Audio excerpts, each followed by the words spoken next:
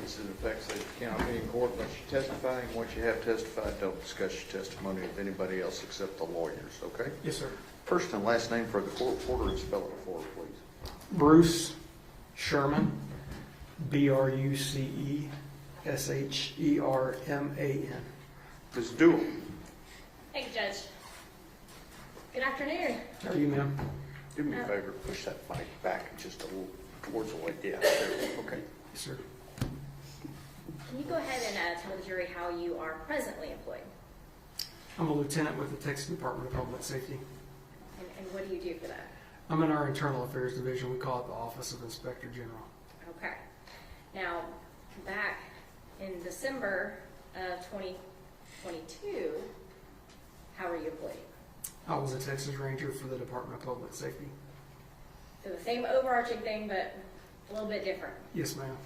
All right. How did you become a Ranger? I started with the Department of Public Safety in 2007, and as a highway patrolman out of the academy, and I was a trooper around several places in Texas. I started out down in the Beaumont area, and then I've been in North Texas since 2008. I worked in Denton for a little while, and then I was in Rockwall before I went into the narcotics service in our criminal investigations division. And I conducted investigations into drug trafficking organizations for about 3 years before I went to the Rangers. And how long were you a Texas Ranger? From 2017 to 2023. So not long after this case, you made a move. Yes, ma'am. All right. How did you initially become involved with the investigation and the search for Athena Strand? Yeah, the initial call that I got to be involved was really for a support role. I got called by one of the Ranger lieutenants. It was actually not from my area, but covered the Wise County area. And he just requested for me to come out and offer some sort of support. And so I responded to kind of the command post, if you will. I don't remember the exact location, but I remember there were a lot of people doing a lot of different things. Is that normal for, I guess, a large scene to have multiple Rangers involved? Yes, ma'am.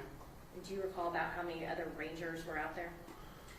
You know, when I got there, just a handful. I would say, you know, somewhere between 4 and 6. But I know that there were others out in the field that were tracking down, you know, potential leads, following up on things. Some of them had gone home to take a little break because they'd been out there for countless hours. And so just the ones that I saw, there was a handful of us out there. Was this an all-hands-on-deck situation? Yes, ma'am. And you mentioned a lot of people. Was that a lot of other law enforcement agencies besides the Texas Rangers? Yes, ma'am. Do you recall who all you saw when you arrived? Yeah, I know the Federal Bureau of Investigation was out there. A lot of what appeared to be civilian personnel, people who were out there just waiting for an assignment. They wanted to help, and they were there to just offer any kind of help that they could give. But a lot of civilian support, but also a lot of law enforcement support as well. Athena Strand went missing on November 30th of 22. What day did you actually get involved? December 2nd, 2022. And when you were asked to come out, where did you specifically go first? I went straight from post again. I don't remember the address or even what city it was in. Really, I can see it in my head. I just don't know exactly where it was at. And when you arrived, were you given a task by a ranger or anybody else at that command post? Yeah, initially I wasn't. I was there just kind of waiting for a lead to follow up on or some support role. But after a short period of time, there were some developments that were made, and I could tell just by kind of body language and some information that I was getting, things were rapidly evolving as far as the leads that were coming in.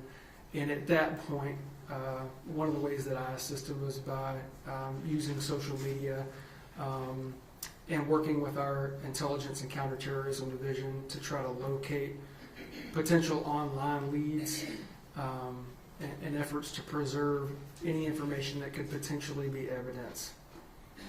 And at this point, was that lead that they had a suspect who was a FedEx driver? Yes, ma'am.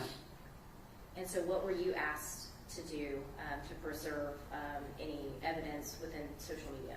Yeah, one of the things that we did, certainly it involved online leads, social media leads, but it involved parties that were associated with the person of interest, which I think at that time, that's what we would probably call them, was the best lead, and based on the evidence that had come in with that lead, we were just trying to find out common associates with him, any of their online accounts, if there were any abnormalities, things like that. And then, of course, our analysts with the Intelligence and Counterterrorism Division were helping me with that. They actually have a lot of better resources than I do. So we were collaboratively working to locate and preserve some of those things.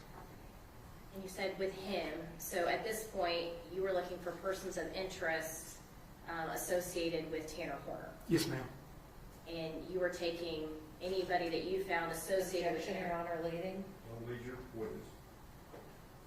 What were you actually doing with the persons of interest of Tanner Horner that you were speaking about?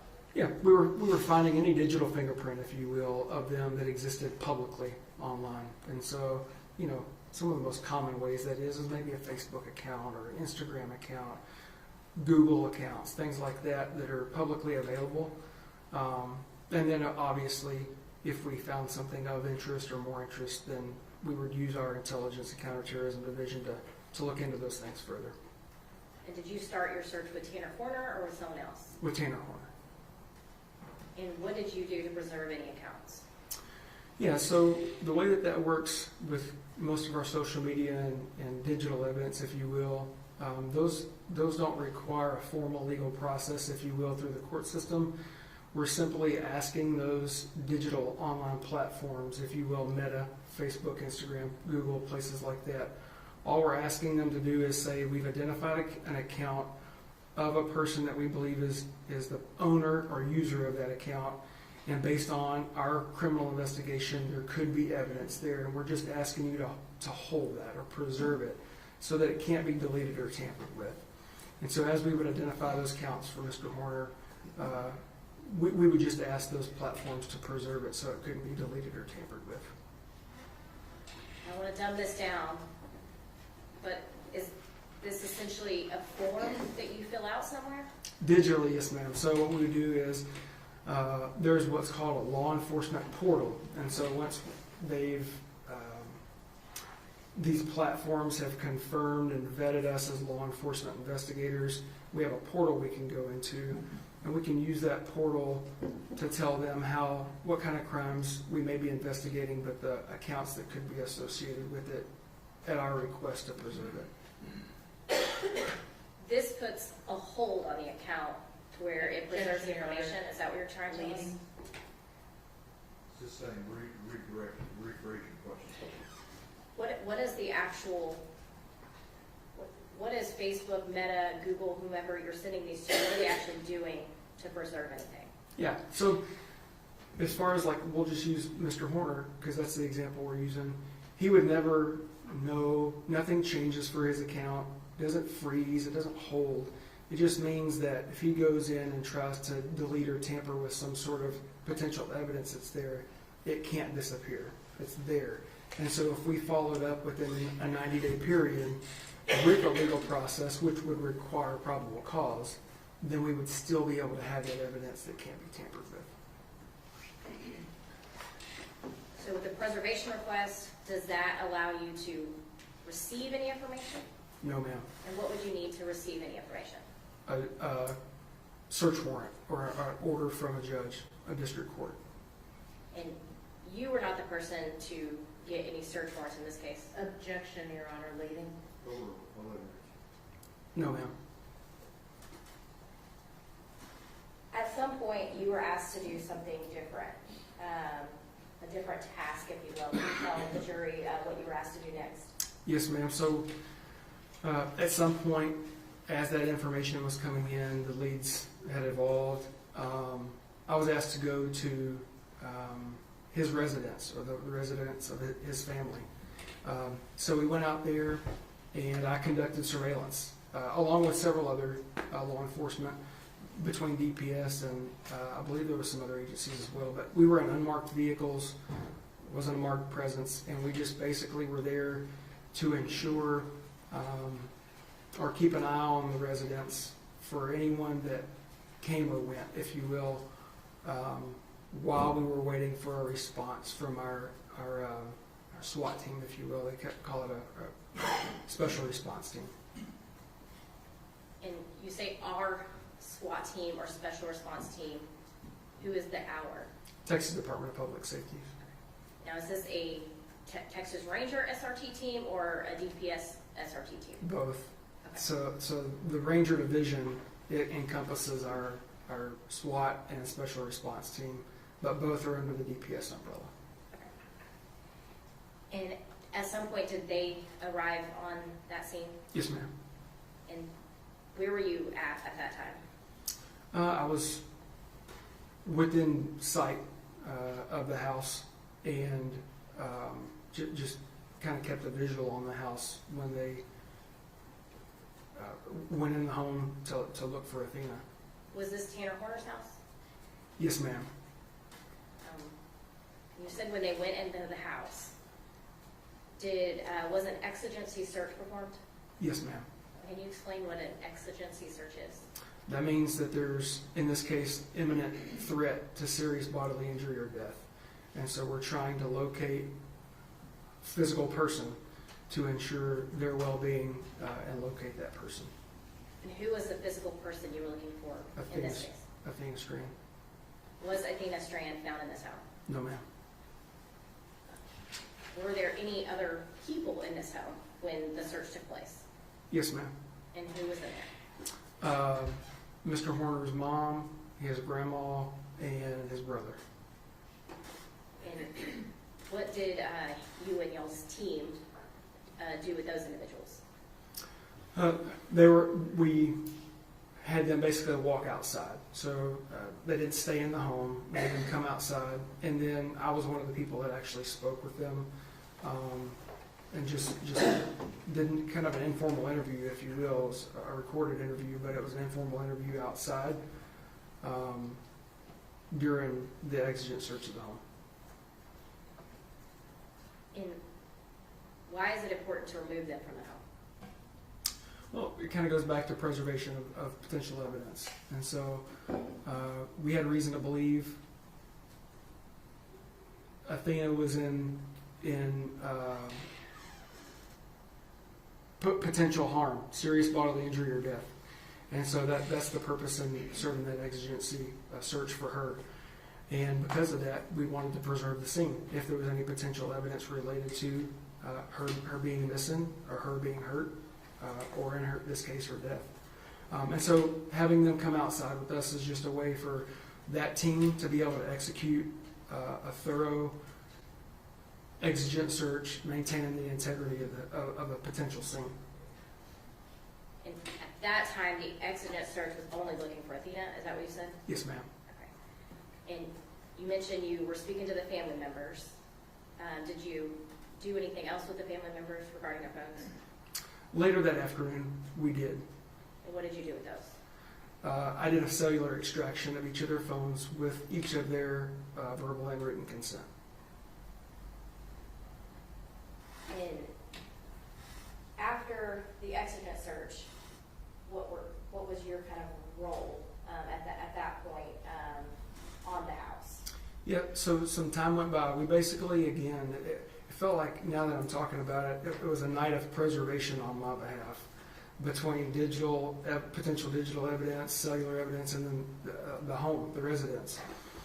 And so, in talking to the occupants of the residence, we kind of learned a little bit about the structure of the residence, where folks lived, and the home, and a separate piece of the home, if you will. But basically, after that exigent search was conducted, we figured out that Athena wasn't there.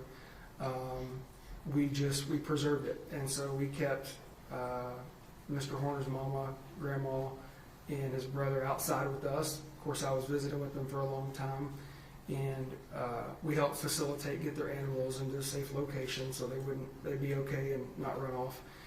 And then we worked on with another ranger procuring a search warrant to be able to go back into that evidence, a residence, and process a potential crime scene. And why did y'all need a warrant? Because based on the information that Ranger Espinoza was receiving at an off-site location. So that's another kind of piece of this, if you will, is that while we're at the residence, Ranger Espinoza is nowhere close to us, to my knowledge. It certainly didn't feel that way. And so, you know, we're getting bits and pieces of information, his end, with Mr. Horner. And so as we're getting that information, one of our other rangers was having to procure a search warrant in order for us to go search that residence and process it. You mentioned Ranger Espinoza. At this time, so we kind of understand the timeline, Ranger Espinoza is with the then suspect, now defendant in this case, interviewing him. Yes, ma'am. And you and your team are at his home. Yes, ma'am. Okay. At some point, did y'all get that search warrant? We did. And so that kind of what we're talking about, this encompasses several hours. So this didn't happen fast. The surveillance that we did lasted for a good while. The search team was able to get together, respond, execute the search. These interviews were conducted. There's a lot of things that are transpiring at a pretty rapid pace, but it happens over several hours.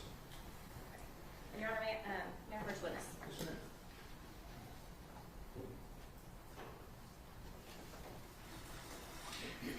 I'm going to show you what's been marked as State's Exhibit 52. Do you recognize this? Yes, ma'am. And was this photo taken by you? I think this picture was sent to me, but And that, do you recognize what's in that photo? oh yeah, yes, ma'am. And is that how that looked on the day and night that you were there? Yes, ma'am. And so is it a very accurate depiction of what's in this photo Yes, as ma'am. you saw it? Yes, ma'am. And Your Honor, at this time, the state offers into evidence State's Exhibit.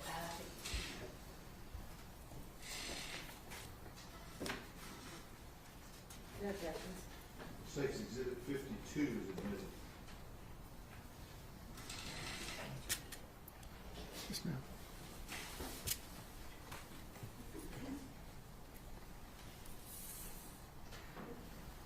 Can you tell the jury what we're looking at here? That's the front of Mr. Horner's mom, grandmother, and brother's residence. There's a separate structure to the rear where Mr. Horner and his child's mother were living. And so when you, as we're doing surveillance, I think was the word you used, on the home, were you guys just kind of sitting outside the house looking at it? Yep. So as you're looking at this, if you can imagine to the left, there's just a driveway on an empty lot, if you will, just down a block or so, and that's where I was backed into watching the residents, you know, to the left, if you will. But then there were other units, unmarked units. I remember being down the road to the right as well, and so we were trying to stay in communication with each other throughout our surveillance while we were waiting for the SRT to get there.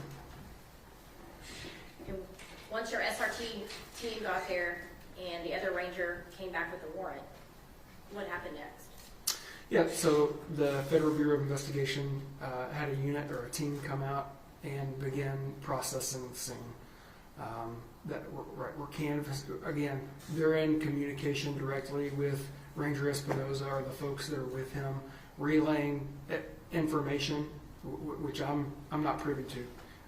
He would best answer what those things were, but I know that they were back and forth in communication, and so they knew the things that they should be potentially looking for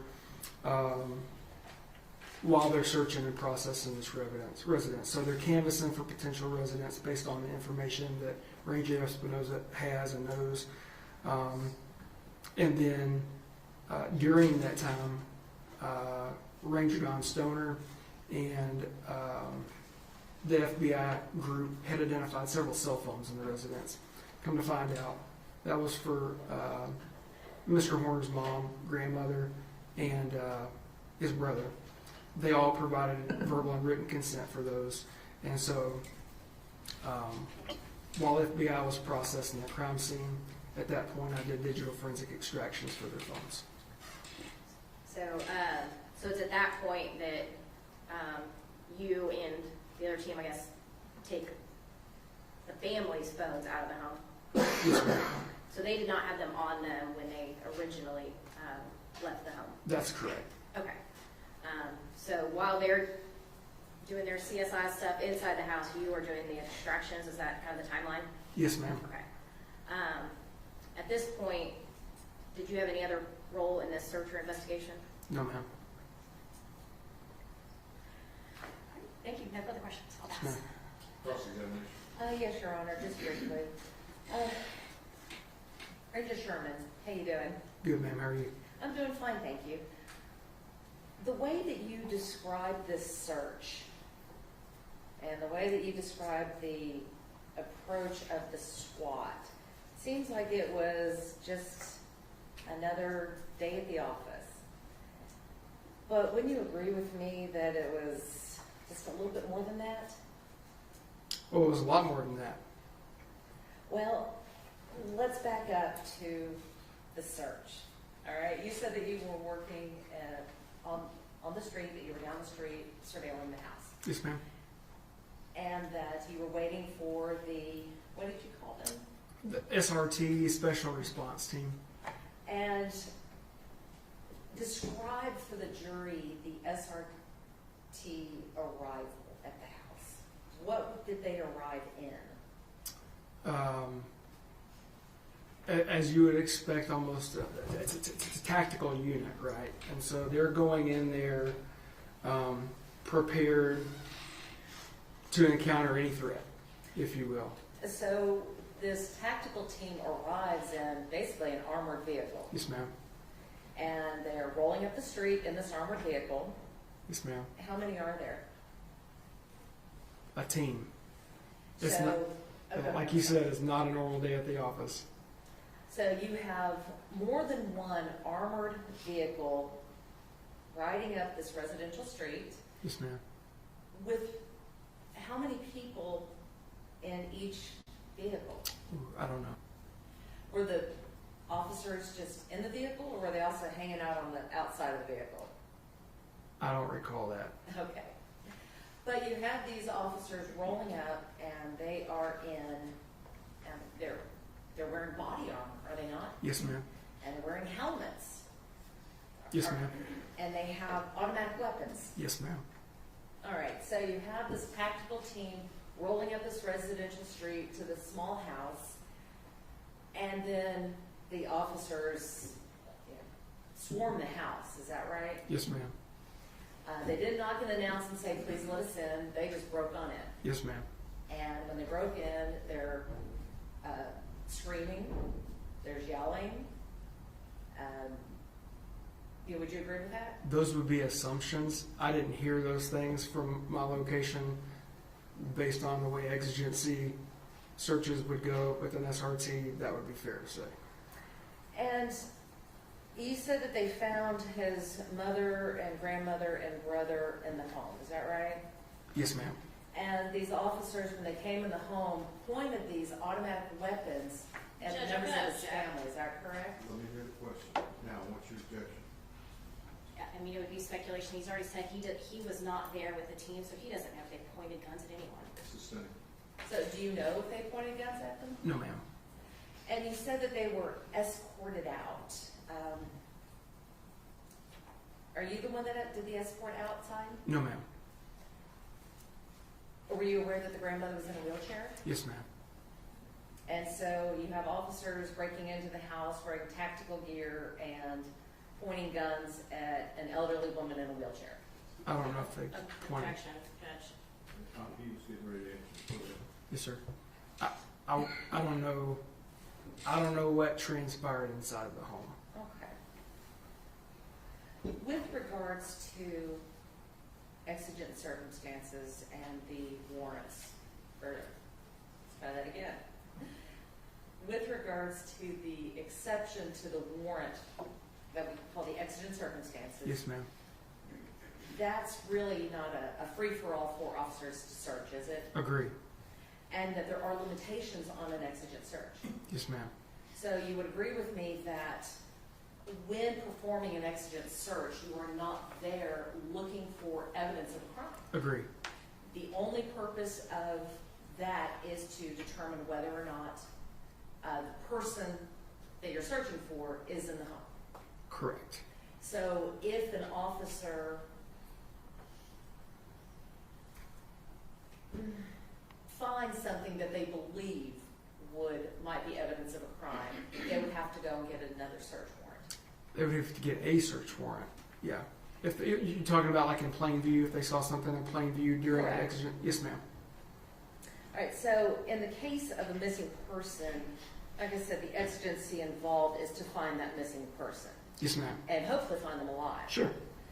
And if a person is presumed to be deceased, then that particular exigency would disappear, would it not? I don't know if that presumption was there. That's information that I don't have. But let's just go back to my question, Okay. that if a person is presumed to be deceased, then that exigency no longer exists, does it? I think that would be dependent on circumstances. That would be a case-by-case basis, I believe. Yes, ma'am.